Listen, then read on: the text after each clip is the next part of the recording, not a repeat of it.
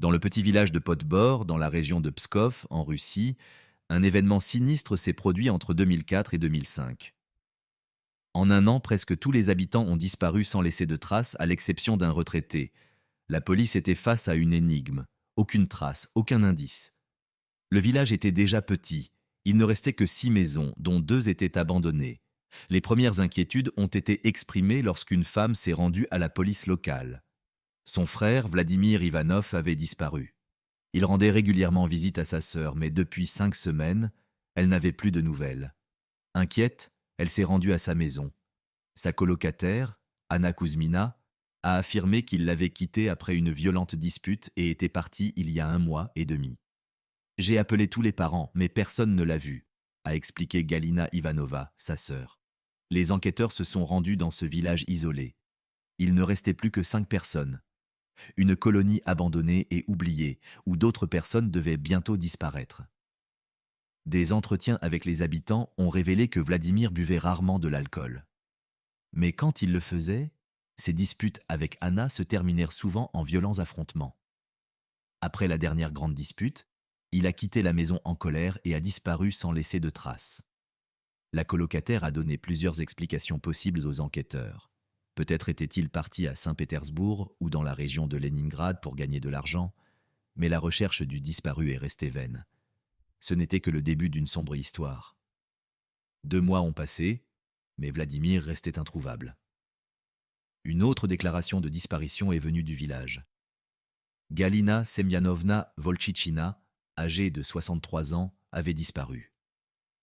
Son ancien colocataire, Anton Serjogin, a contacté les autorités. Galina et moi vivions ensemble dans le village de Stchegli. Il y a environ 1 an, nous avons eu une dispute, après quoi elle a déménagé à Podbor.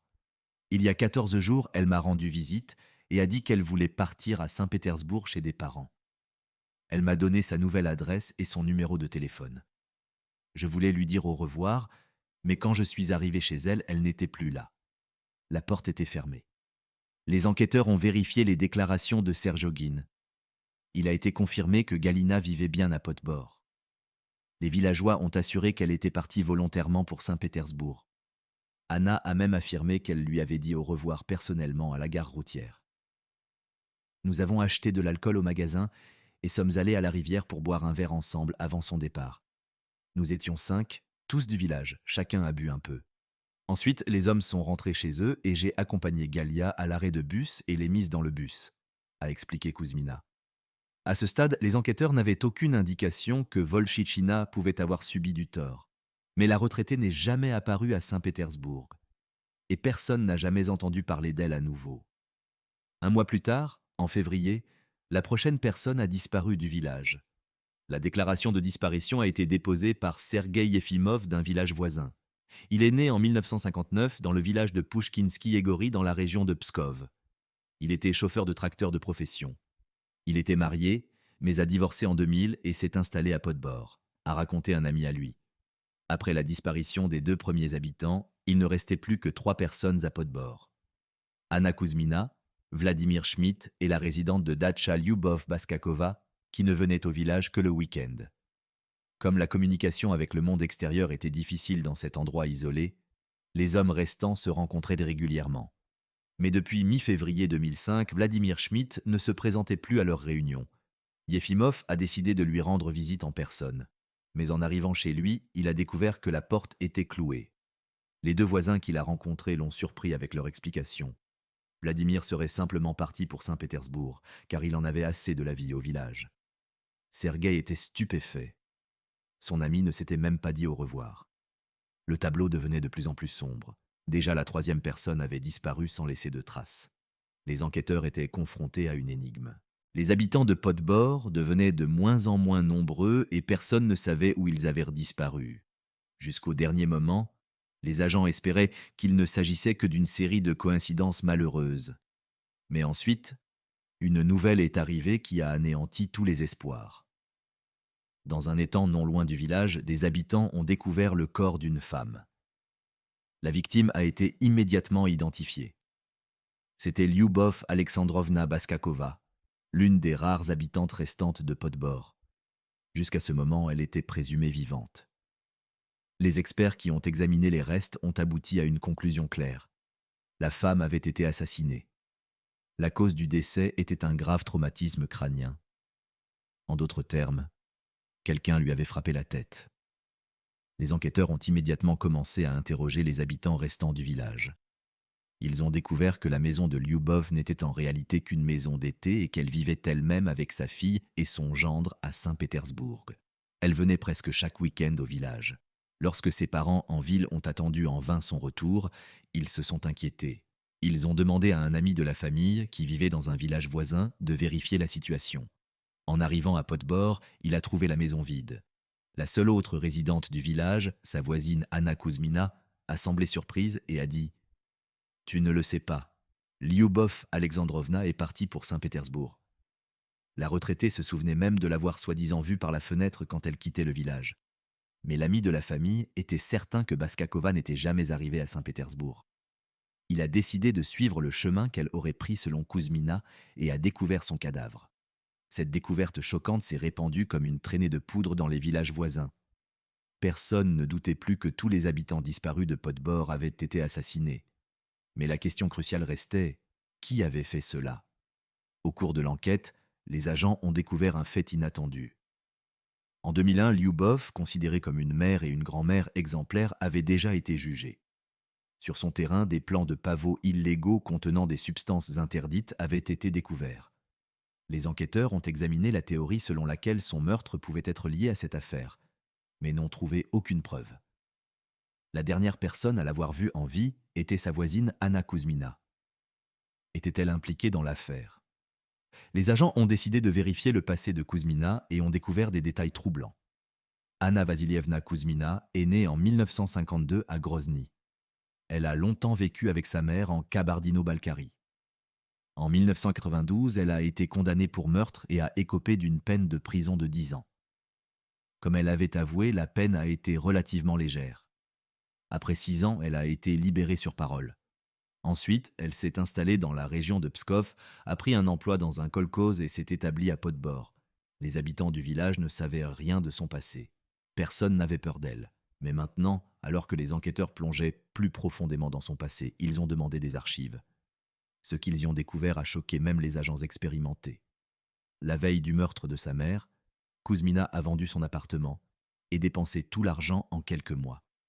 Ses proches l'ont accusé d'avoir volé la famille, mais avec le temps, les relations se sont améliorées. Ce jour fatidique, alors que sa mère rangeait devant le miroir, Kuzmina a remarqué un lourd objet métallique sur la table. Soudain, elle l'a saisi et a asséné un coup mortel à sa mère. La méthode du meurtre ressemblait à celle de Baskakova. Les enquêteurs ont compris qu'ils devaient agir rapidement.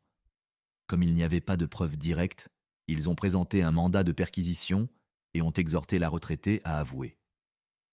Elle n'a pas hésité longtemps et a raconté en détail tout ce qui s'était passé dans le village. Pendant qu'elle avouait, les agents ont fouillé sa maison. Un vieux calendrier accroché au mur a attiré leur attention. Il datait de l'année précédente et sur l'une des dates, une croix rouge était dessinée. Lorsque les enquêteurs ont demandé ce que cela signifiait, Kuzmina a répondu calmement « C'est le jour où mon mari est mort ». Les enquêteurs se sont regardés. Après avoir vérifié la période, ils ont découvert que cela s'était produit en novembre 2005. Les aveux ultérieurs de Kuzmina ont mis toutes les pièces du puzzle en place et ont finalement dissipé tous les doutes sur ce qui se passait réellement dans le village. Il s'est avéré que cette femme mince, âgée de 55 ans au moment des événements, avait exterminé tout le village. En 2004, Anna vivait avec Vladimir Ivanov. Au début, ils étaient seulement un couple d'amoureux. Plus tard, ils se sont appelés mari et femme, bien que le mariage n'ait pas été officiellement enregistré.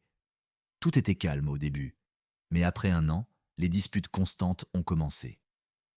Une fois, Ivanov a trompé Kuzmina et est rentré tard dans la nuit.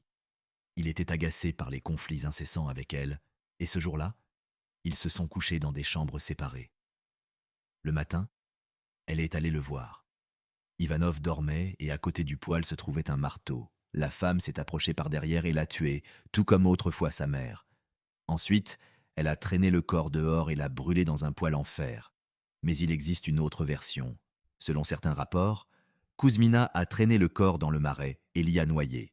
Dans tous les cas, après avoir éliminé le corps, elle est rentrée tranquillement chez elle et a inscrit la date sur le calendrier pour ne pas oublier de commémorer son mari. Laissée seule sans argent, Kuzmina aurait pu mourir de faim. Mais ses voisins l'ont aidée, certains avec de la nourriture, d'autres avec de l'argent. Galina Volchichina s'occupait particulièrement d'elle et elle lui rendait souvent visite. Mais en janvier, Galina voulait partir à Saint-Pétersbourg pour rendre visite à ses parents. Le jour du départ, elles ont bu ensemble au bord de la rivière. Le temps était chaud et propice à la convivialité. À un moment donné, Volchichina a constaté qu'une partie de ses économies manquait. Elle a immédiatement soupçonné Kuzmina, ce qui a rendu cette dernière très en colère. Quand Anna est allée dans la pièce voisine, elle est revenue avec un morceau de fil. Elle a étranglé Volchichina et a enterré le corps de son ami dans le sous-sol. L'argent avait effectivement été volé par Volchichina Kuzmina. Quelque temps plus tard, Vladimir Schmidt est venu chez elle. Il était l'un des derniers habitants du village. Schmidt a demandé si Volchichina était vraiment partie pour Saint-Pétersbourg, puis a exprimé ses doutes sur la disparition d'Ivanov. Kuzmina n'a pas nié. Elle est allée calmement dans la maison et est revenue avec une casserole de pommes de terre et un marteau. Après avoir servi le visiteur, elle a dit qu'elle voulait enfoncer un clou dans la clôture. Schmidt ne se doutait de rien. La dernière victime était Lyubov Baskakova. Lorsqu'elle est venue passer le week-end au village, Kuzmina était d'abord heureuse. Elle se sentait seule. Mais ensuite, elle a eu l'impression que l'invité la regardait avec méfiance. Le week-end est passé rapidement et Baskakova a pris le chemin du retour pour Saint-Pétersbourg. Elle avait déjà franchi le portail mais n'a pas remarqué que Kuzmina la suivait. Elle tenait une brique à la main. Après que les enquêteurs ont rassemblé toutes les preuves et indices, ils ont porté l'affaire devant les tribunaux. En 2006, le procès a commencé et Kuzmina a été condamnée à 21 ans de prison. C'était la peine maximale qu'une retraitée pouvait recevoir. Le monstre qui avait tué 4 personnes a été emprisonné et dans le village déjà moribond, il ne restait plus personne. En 2027, elle aurait dû être libérée. Mais en 2019, elle est morte en prison d'une maladie.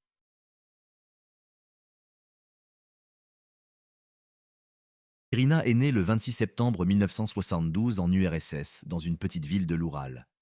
Peu après, sa famille a déménagé dans une autre ville où elle a passé son enfance. Irina a grandi comme une enfant tout à fait normale, sans se faire remarquer à l'école, et s'est inscrite à la faculté de droit de l'université après avoir obtenu son diplôme. Cependant, selon certaines sources, elle aurait étudié la psychologie. Quelque temps plus tard, elle est tombée enceinte, s'est mariée et a interrompu ses études après la naissance de sa fille. Cependant, elle n'est pas devenue une mère attentionnée, mais a rapidement commencé à boire régulièrement de l'alcool. Au début, son mari a essayé de tolérer cela, mais après quelques années, il l'a chassée de la maison avec l'enfant. Irina a alors placé sa fille de 6 ans dans un orphelinat et a continué à boire. À la fin des années 90, elle a rencontré un homme qui était venu dans sa ville pour affaires. Une relation s'est développée entre eux et Irina est tombée à nouveau enceinte. Elle a décidé de déménager dans une autre ville pour le rejoindre, bien qu'elle n'ait jamais officiellement divorcé de son premier mari. Peu après, sa deuxième fille est née. Au début, ses amis et voisins décrivaient Irina comme une mère aimante. Elle emmenait sa fille à l'école, participait aux réunions de parents d'élèves et s'impliquait activement dans la vie scolaire. Cependant, lorsque la jeune fille est entrée au collège, Irina a recommencé à sombrer dans l'alcoolisme. Une fois, elle a même dépensé l'argent que la classe avait collecté pour une fête scolaire, ce qui a provoqué un grand scandale. Son compagnon a tenté de lutter contre sa dépendance en cessant de lui donner de l'argent, mais ses efforts ont été vains. Lorsque ses voisins ont cessé de lui prêter de l'argent, Irina a décidé de chercher d'autres moyens d'en obtenir. Au début des années 2000, elle a commencé à travailler à temps partiel.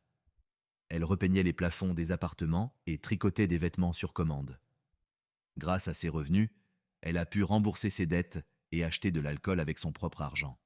Cependant, en 2002, sa vie a pris une tournure encore plus sombre lorsqu'elle a commencé à s'en prendre à des femmes âgées.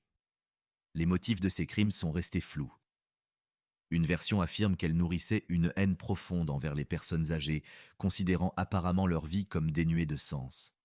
Cette agressivité était peut-être due à sa relation difficile avec sa belle-mère, qui lui reprochait constamment sa consommation d'alcool. Une autre version suppose qu'Irina tuait par pure cupidité, car elle savait que les personnes âgées gardèrent souvent chez elles l'argent destiné à leurs funérailles ou leurs économies. Son premier crime a été commis de manière spontanée. Irina était en train de repeindre le plafond de l'appartement d'une retraitée lorsqu'elle a soudainement eu besoin d'argent pour acheter de l'alcool. Elle a décidé de voler la propriétaire. Alors qu'elle cherchait des objets de valeur, la femme âgée est entrée dans la pièce et a commencé à appeler à l'aide. Prise de panique, Irina a saisi un marteau qui se trouvait à proximité et l'a frappé à plusieurs reprises à la tête. Les coups ont été mortels. Après le meurtre, elle a pris l'argent qu'elle avait trouvé, s'est rendue au magasin le plus proche et a acheté de la vodka. Comme personne ne savait qu'elle avait travaillé dans cet appartement, elle n'a pas été découverte. Après son premier meurtre, elle n'a plus arrêté. Lorsqu'elle quittait la maison, elle prétendait aller travailler, mais en réalité, elle suivait de nouvelles victimes potentielles. Elle observait les femmes âgées dans la rue, les suivait discrètement jusqu'à leur domicile et se présentait plus tard comme une employée des pompiers, des services municipaux ou des services sociaux. Parfois, elle laissait des notes sur les portes demandant aux personnes d'être chez elle à une heure précise. Irina savait comment aborder les gens. Sa deuxième victime était connue pour sa prudence et ne laissait généralement personne entrer dans son appartement. Cependant, Irina réussissait à gagner leur confiance et était invitée à entrer. Certaines retraitées lui offraient même du thé avant qu'elle ne passe à l'acte. Si elle n'était pas invitée, elle demandait elle-même un verre d'eau. Dès qu'elle était certaine que la femme était seule, elle passait à l'action. Les agressions avaient toujours lieu lorsque les victimes lui tournèrent le dos. Elle frappait la victime à la tête avec un marteau, puis lui couvrait le visage avec un oreiller et commençait à fouiller l'appartement à la recherche d'objets de valeur. Son butin se composait généralement de petites sommes d'argent, environ 1000 roubles, de denrées alimentaires provenant du réfrigérateur ou de bijoux en or simple. Une seule fois, elle a trouvé 16 000 roubles, soit environ 160 €. Parfois, Irina quittait les lieux les mains vides. Les retraités cachaient souvent leurs économies avec tant de soin qu'il était impossible de les trouver. Afin d'effacer le plus longtemps possible les traces du crime, elle verrouillait soigneusement la porte de l'appartement en partant. Dans ces cas-là, les femmes âgées seules n'étaient portées disparues qu'après plusieurs jours. Parfois, la criminelle tentait de provoquer un incendie en laissant un fer à repasser allumé ou une bougie allumée. Cependant, aucun incendie ne s'est jamais déclaré. Parfois, Irina passait toute la nuit dans l'appartement de ses victimes. Par exemple, après avoir assassiné une retraitée de 81 ans dans une maison de la rue Madiakovskaya, en hiver 2008, elle était restée assise dans la cuisine jusqu'au matin, griffonnant des paroles des Beatles sur des bouts de papier. Elle a connu son premier échec en février 2003 lorsqu'elle a attaqué sa troisième victime, une femme qui vivait dans la rue Sovetskaya. À l'époque, elle s'était fait passer pour une employée des services sociaux et avait agressé la retraitée directement à la porte d'entrée. Cependant, malgré plusieurs coups de marteau à la tête, la femme s'est mise à crier fort. Un voisin, alerté par les cris, s'est précipité dehors et Irina s'est enfuie, effrayée, du lieu du crime. Heureusement, la victime a survécu et a pu décrire son agresseur. Elle se souvenait d'une femme aux cheveux blonds qui portait un manteau en fausse fourrure. Sur la base de son témoignage, un portrait robot a été réalisé et affiché dans toute la ville avec l'avertissement suivant. Chers concitoyens, jamais dans l'histoire de notre ville une série de meurtres aussi brutaux n'a été commise. Le moment est venu pour nous tous de nous unir afin d'arrêter ce criminel. Signalement, jeune femme, 160 à 165 litres mince, cheveux blonds. Malgré ces informations concrètes, les enquêteurs n'étaient pas certains qu'il s'agissait réellement d'une femme. Une autre théorie suggérait que les crimes avaient été commis par un homme déguisé en femme. Néanmoins, les recherches continuaient de se concentrer sur la blonde inconnue. Au cours des semaines suivantes, presque toutes les femmes blondes de la ville ont été contrôlées et interrogées. Cependant, la coupable restait introuvable. Après la publication du portrait robot, une véritable panique s'est emparée de la ville. De nombreuses femmes blondes se sont empressées de se teindre les cheveux en brun afin d'éviter les interrogatoires et les soupçons inutiles. La police a rapidement décidé de relever les empreintes digitales de toutes les femmes de la ville, car celles de l'auteur inconnu avaient été retrouvées sur les lieux des crimes. Cependant, Cette mesure n'a pas non plus abouti. Plus tard, on comprendra pourquoi Gaïda Machouk a réussi à rester cachée aussi longtemps. Après avoir déménagé à Krasnoufimsk, elle a laissé son passeport dans une autre ville. Elle n'était donc pas enregistrée dans les bases de données officielles de Krasnoufimsk et vivait sans déclaration dans l'appartement de sa colocataire. Ironie du sort, l'un des tracts avec le croquis était affiché juste à côté de la porte du magasin en face de chez elle. Cependant, aucun de ses voisins n'a remarqué la ressemblance. Même ceux qui l'ont remarqué ne pouvaient croire que cette femme modeste puisse être une criminelle violente. Un jour, je lui ai dit « Regarde, Irka, le dessin te ressemble tellement », se souvient l'une de ses connaissances. Elle s'est contentée de rire. Aucune peur, aucune confusion sur son visage, a ajouté la femme. Irina a ainsi continué ses crimes pendant 7 ans.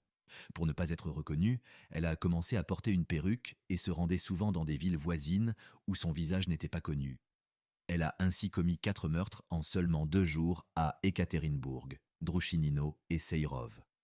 Dans le village de Shirokaya-Rechka, 2 autres retraités ont trouvé la mort de ses mains, et lors d'un autre cambriolage dans le quartier d'Achid, la coupable a failli être arrêtée. La femme âgée qui l'avait laissé entrer dans son appartement a eu des soupçons et a appelé la police locale avant de mourir. Le policier s'est rendu à l'appartement et a frappé à la porte, mais personne n'a ouvert. À ce moment-là, Irina était assise dans l'appartement à côté du corps de la victime, cachée et sans émettre le moindre son. Après avoir attendu un moment, le policier de quartier a fait demi-tour et est parti. La suspecte s'est enfuie de l'appartement et a disparu à nouveau. Cependant, ce n'est qu'après cet incident que les enquêteurs ont obtenu un indice important. Un marteau, son arme du crime, avait été laissé sur les lieux. La police a désormais la confirmation qu'un tueur en série sévit dans la ville. Les empreintes digitales trouvées sur le marteau abandonné appartenaient à la femme, et les particules de sang sur l'arme correspondaient à l'ADN de plusieurs victimes. À ce stade, les enquêteurs ont regroupé tous les épisodes des meurtres de retraités en une série. Fin février 1908, la criminelle a sévi à Nijni Tagil, où elle a commis un autre crime. Elle s'est présentée à la propriétaire âgée comme une employée de la compagnie de gaz et a été laissée entrer dans la maison. Irina a frappé la femme, lui a arraché une chaîne en or du cou, a pris de l'argent et des bijoux dans l'armoire, puis s'est enfuie.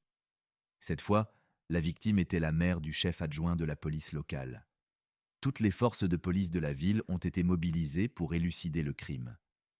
Dès mars 2008, Maria Valeva, une habitante de Verniatura, a été arrêtée à la gare de Nijni Tagil.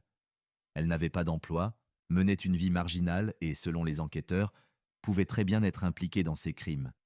Contre toute attente, Valeva a avoué tous les meurtres commis par Gaïda Machouk. Elle a déclaré que son mobile était la haine des retraités. Selon ses déclarations, elle est tombée dans la délinquance dans sa jeunesse, a commencé à consommer des substances illégales et a été victime d'une agression collective impliquant 14 hommes. Tout cela se serait passé dans l'appartement d'une femme âgée qui, non seulement n'a pas porté secours, mais s'est également moquée de ce qui se passait. C'est à ce moment-là que Madame Valeva aurait décidé de se venger des femmes âgées. Ses aveux semblaient suffisamment convaincants et les enquêteurs ont commencé à rassembler des preuves afin de porter l'affaire devant les tribunaux. Peu après, cependant, un autre meurtre d'une femme âgée a été commis à Serov, alors que Valeva était déjà en détention. Elle a alors affirmé que ses aveux lui avaient été extorqués. L'enquête a confirmé sa déclaration. Il s'est avéré que les policiers avaient eu recours à la violence physique et à des menaces contre la détenue. 3 agents ont alors été condamnés à des peines de prison et 2 autres à des peines avec sursis. Entre-temps, Gaïder Machouk est retourné à Krasnoufimsk et a rapidement agressé un autre retraité, son voisin, chez qui elle avait auparavant acheté du lait. Quelque temps auparavant, elle avait fait une autre tentative. Elle s'était rendue chez un autre voisin et lui avait demandé de lui prêter 3000 roubles, soi-disant pour se rendre auprès de son beau-père malade. Elle avait caché le marteau sous ses vêtements, mais avait été chassée par le fils de la propriétaire, qui se trouvait par hasard à la maison. En février 2010, Irina quitta soudainement sa famille. Elle dit à son mari et à sa fille qu'elle se rendait chez sa belle-mère pour régler une dette, mais elle ne revint pas à la maison. Ses proches se mirent à sa recherche, craignant le pire. Cependant, ils découvrirent rapidement qu'elle avait emménagé chez un voisin et qu'elle ne reviendrait pas. Gaider Matchouk ne resta toutefois pas chez lui non plus. Elle emménagea rapidement avec un autre homme. Au printemps 2010, la criminelle repartit à la chasse. Elle se rendit dans la rue Ushtomskogo, où vivait une retraitée de 81 ans. Cette femme fut la dernière victime de la meurtrière. Cette fois-ci, Gaider Matchouk décida de répéter le scénario de son premier crime. Elle s'introduisit dans l'appartement de la retraitée sous prétexte d'effectuer des réparations. Lorsque la propriétaire la laissa entrer, la criminelle saisit un marteau et lui asséna 18 coups à la tête. Cependant, il lui sembla que la femme respirait encore. Irina remplit alors une baignoire d'eau, y traîna la victime et la noya. Le corps de la victime a été découvert par les secours, appelés par une voisine. Elle avait été alertée par les cris d'un chat errant affamé. À ce moment-là, la police était déjà à la recherche du coupable. La récompense offerte pour toute information permettant d'appréhender la coupable n'a pas donné de résultat. Mais un proche de la victime s'est alors souvenu. Il y a 3 ans, la retraitée avait engagé une femme nommée Irina pour repeindre ses plafonds, et peu avant sa mort, elle avait de nouveau fait appel à Irina. Elles se sont rencontrées au dépôt ferroviaire, où Irina Gaider Matchouk travaillait comme peintre à temps partiel. Cette information a suffi aux enquêteurs pour retrouver la suspecte. Elle a été convoquée au poste sous prétexte d'une prise d'empreintes digitales. Une vérification des empreintes a confirmé que les traces trouvées sur le marteau appartenaient à Irina Gaider Matchouk. D'autres investigations ont renforcé la confiance des enquêteurs. Il s'est avéré que l'une des victimes avait arraché une mèche de cheveux à l'auteur du crime avant de mourir. L'analyse a confirmé que ces cheveux appartenaient à Irina. Au moment de son arrestation, la meurtrière en série de Krasnofimsk était accusée du meurtre de 17 victimes, des femmes âgées de 60 à 90 ans. Le montant total de l'argent volé s'élevait à seulement 50 000 roubles, ce qui correspondait à environ 500 € à l'époque. Lors de la perquisition de l'appartement de Yurik Kuznetsov, chez qui Irina résidait en dernier lieu, les enquêteurs ont trouvé plusieurs marteaux. Ceux-ci ne présentaient toutefois aucune trace et n'avaient rien à voir avec les crimes. Gaider Matchouk ne conservait jamais les marteaux qu'elle utilisait pour tuer ses victimes. Elle laissait les outils du crime sur les lieux ou les jetait dans des rivières ou des poubelles. Après son arrestation, elle n'a opposé qu'une brève résistance, puis elle a rapidement commencé à avouer ses crimes et à participer aux enquêtes. Elle a déclaré aux enquêteurs qu'elle avait commis ces crimes parce que son mari refusait de lui donner de l'argent pour acheter de la vodka. Afin de susciter la compassion, la criminelle a prétendu être enceinte. Un examen médical a toutefois réfuté cette affirmation. Les experts ont constaté que Gaider Matchouk souffrait de troubles psychiques, mais qu'elle était responsable de ses actes et pouvait être tenue pour responsable. Au début du procès, les enquêteurs avaient rédigé environ 2000 rapports d'expertise. 21 personnes, proches des retraités assassinés, ont été reconnues comme victimes. Le dossier pénal comptait au total 443 volumes. Pendant le procès, l'accusée s'est montrée sûre d'elle et provocante. Elle a refusé de faire toute déclaration aux journalistes et leur a reproché de s'en prendre à sa famille. Jusqu'à la fin, Gaider Matchouk a espéré que ses proches lui fourniraient un alibi. Cependant, ses proches ont simplement confirmé qu'elle disparaissait souvent pendant plusieurs jours sans explication. Le seul à l'avoir soutenue jusqu'à la fin était son avocat commis d'office. Il a tenté d'obtenir une peine plus clémente en invoquant le passé difficile de l'accusé. Ses proches l'ont pratiquement abandonné, a déclaré l'avocat. C'est humainement compréhensible, mais ils ne disent rien de négatif à son sujet, à part son abus d'alcool. Elle a une fille mineure. À mon avis, une peine de 20 ans est trop sévère pour elle. Cependant, les proches des victimes se sont fermement opposés à toute clémence.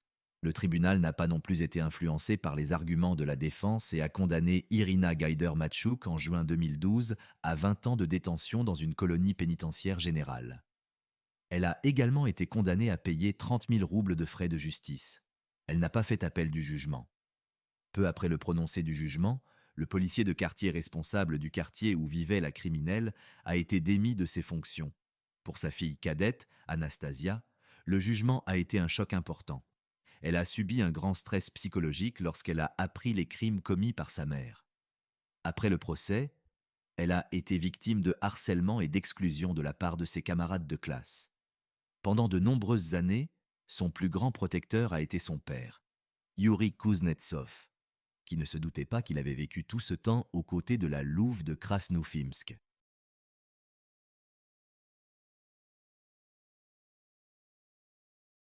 Volksky est une ville de l'oblast de Volgograd, en Russie. C'est une ville paisible et accueillante avec environ 322 000 habitants. Pourtant, parmi ces gens tranquilles se cachait un fou dangereux. La disparition mystérieuse de deux jeunes amis en octobre 2017 a bouleversé la région de Volgograd. La ville a été mise en alerte et la ceinture forestière de la rue Pouchkine a été fouillée par des centaines de volontaires, de policiers et de militaires. Personne n'aurait pu imaginer comment cette histoire se terminerait tragiquement.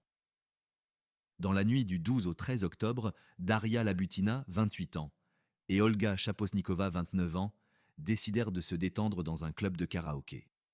Dès le matin, elles rencontrèrent un homme avec une bouteille de vin, manifestement en quête d'une aventure. Quelques jours plus tard, les habitants de Volksky apprirent son nom. Son identité avait été capturée par les caméras. La dernière fois que la mère d'Olga la vit, c'était au matin du 12 octobre. Elle était partie travailler, déclara Natalia Chaposnikova au tribunal. La jeune femme travaillait comme vendeuse. Le soir, sa mère rentra chez elle, mais elle n'y était pas. Elle m'appela et dit qu'elle reviendrait plus tard.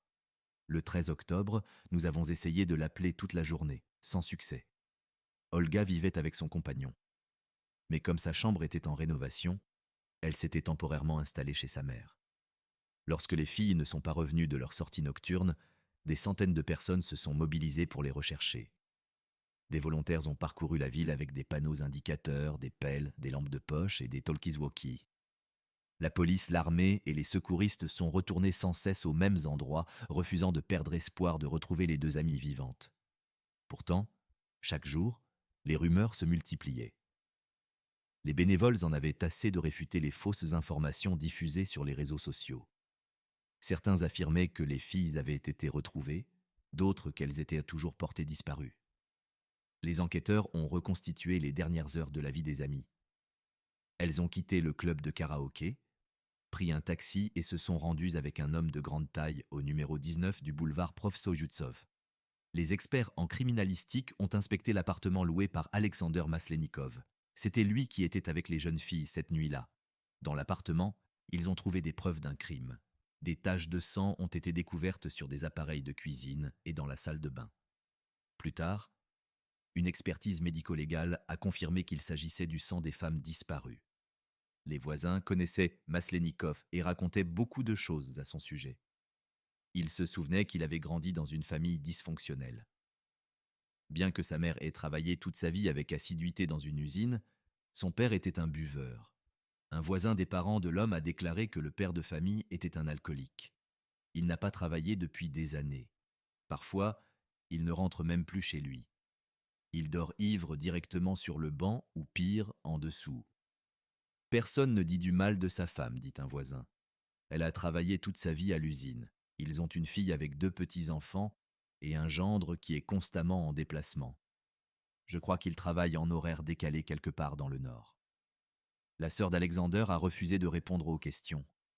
Cependant, selon des informations non officielles de l'époque, son frère serait venu chez leurs parents quelques jours après la disparition des filles. Plus tard, c'est Oksana elle-même qui a alerté la police. Ce n'est que le 18 octobre, presque 2 semaines après la disparition de Daria et Olga, que des preuves irréfutables ont été trouvées. À ce moment-là, la photo de Maslenikov était déjà affichée dans Volksky et il était sur la liste des personnes recherchées. L'administration municipale n'est pas restée inactive. Le vendredi 20 octobre, le maire de Volksky a offert une récompense de 700 000 roubles, environ 7 000 €, pour toute information pouvant mener à la découverte des 2 jeunes femmes et de Maslenikov.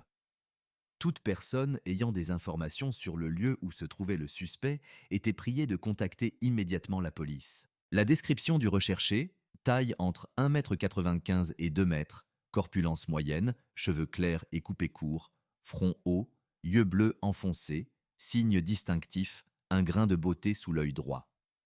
L'homme qui cherchait à se cacher de la police et des enquêteurs après le crime a été arrêté à Chimki, près de Moscou, juste devant un immeuble résidentiel. Lors du premier interrogatoire, il n'a opposé aucune résistance et a parlé librement de son passé criminel. Il avait passé la majeure partie de sa vie dans une colonie pénitentiaire pour grands criminels.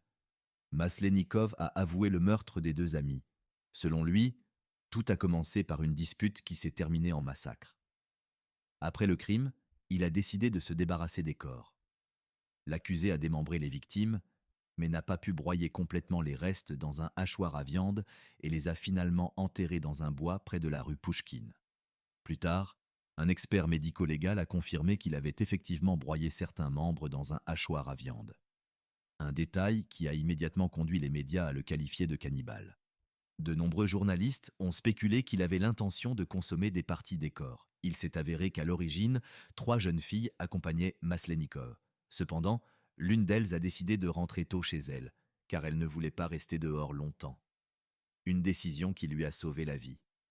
Des centaines de citoyens se sont rassemblés pour voir le meurtrier qui avait exécuté les femmes sans défense. Il semblait qu'il n'était qu'à un pas d'une justice populaire publique. Pour prévenir une attaque de la foule en colère, le suspect devait être sous haute surveillance. Après l'enterrement des 2 jeunes femmes, qui ont été inhumées dans des cercueils scellés, la colère des habitants de Volchsky ne fit que grandir. Les détails du crime se répandirent rapidement dans la ville. Maslenikov déclara qu'il avait appelé un taxi après la soirée karaoké avec ses victimes. Selon lui, ils étaient de bonne humeur. « Nous avons bu du vin », dit-il lors de l'interrogatoire. Daria a essayé de couper des fruits, mais elle était très ivre, et j'ai décidé de l'aider. Pendant que nous attendions la pizza commandée pour la maison, il raconta aux filles qu'il travaillait à Moscou et gagnait environ 80 000 roubles. Daria lui demanda s'il allait épouser Olga, et il répondit en plaisantant « Je le ferai ». J'ai réalisé que les filles étaient libres, ajouta-t-il. Quand Olga est allée fumer sur le balcon, il commença à raconter une blague vulgaire à Daria et remarqua qu'elle souriait. J'ai eu l'impression qu'elle avait pitié de moi, se souvint-il. J'ai tendu la main pour l'embrasser, mais elle m'a repoussé. À ce moment-là, il lui aurait accidentellement tranché le poignet avec le couteau avec lequel il venait de couper la pizza. Cette coupure bouleversa la soirée. Selon la version de Maslenikov, Daria a commencé à crier et à le menacer et il l'a suivi, effrayé, dans la salle de bain. « J'ai eu une sorte de réflexe », a-t-il déclaré devant le tribunal. « J'ai poignardé Daria. À ce moment-là, Olga Chaposnikova a couru dans la salle de bain. Je me suis retourné et je l'ai poignardée. Je ne sais pas pourquoi. Selon ses dires, elle a halté, a glissé au sol et a cessé de respirer. Je n'ai pas appelé d'ambulance, car elles étaient mortes sur le coup et j'étais sous le choc. Après l'incident, il est allé sur le balcon pour fumer, a pris les téléphones portables des filles et a quitté l'appartement. » Interrogé quelque temps plus tard, il raconta une autre version. Il se souvint soudain qu'il avait été seul avec Olga avant le meurtre, puis qu'il voulait continuer avec Daria. « J'ai décidé de tuer Daria. Je l'ai jetée dans la baignoire et tiré le rideau, » dit-il. Selon lui, Olga entra dans la salle de bain à ce moment-là. Je ne suis pas sûr qu'elle ait réalisé ce qui se passait. D'après la version de l'accusé, il emmena Olga dans la chambre, l'attacha et lui mit un drap dans la bouche. Quand elle acquiesça, il fit les 100 pas dans la pièce avant de lui mettre un paquet de pilules dans la bouche. Elle ne les a pas toutes avalées, avoua-t-il. Pour empêcher la jeune fille de crier, il reprit le drap. Dans l'affaire du massacre de 2 amis à Volchsky, une autre personne impliquée est apparue, la sœur de Maslenikov, Maria Romashkova. Il s'avère qu'elle a aidé son frère à se débarrasser des corps. Tous 2 ont acheté une vieille voiture spécialement destinée au transport des cadavres. Puis, elle est allée dans l'appartement pour inspecter la scène du crime. Devant le tribunal, elle a affirmé n'avoir vu aucune trace de sang ni perçu aucune odeur. Plus tard, ils sont retournés dans l'appartement. Maslenikov a glissé un morceau de papier dans la serrure pour vérifier si quelqu'un d'autre était entré. En franchissant la porte, sa sœur a remarqué un panneau indiquant la vidéosurveillance. « J'ai vérifié où les caméras étaient installées et je lui ai dit », se souvient-elle. Elle espérait qu'il aurait peur et fuirait, et elle voulait aller à la police. Mais au lieu de cela, Maslenikov s'est arrêté chez une connaissance qui a ensuite comparu au tribunal où elle a soigneusement dissimulé son visage.